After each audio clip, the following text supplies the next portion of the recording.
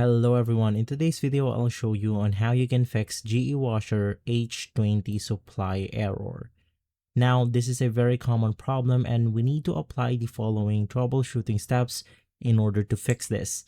First, you need to check the water supply valves, ensure that both hot and cold water faucets behind the washer are fully turned on. You want to inspect the inlet hoses. Check for kinks, bends, or pinches in the water hoses that could restrict flow. We also have to clean the inlet valve screen. We need to turn off the water supply and unplug the washer.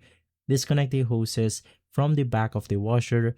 Locate the mesh screen inside the inlet valves, and we want to remove any debris, sediment, or mineral buildup using a small brush, or we can then rinse it with water.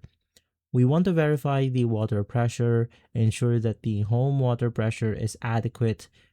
Now, if all of this method didn't work, we can also try to reset the washer. We could do that by unplugging the machine for around 1 to 5 minutes to clear the error code. And lastly, you want to check the door or lid switch. If the door or lid isn't closing properly, the washer will not fill, triggering the error. And so if this video has been helpful, leave a like, subscribe, and follow Guide to Everything for more videos like this. Thanks for watching.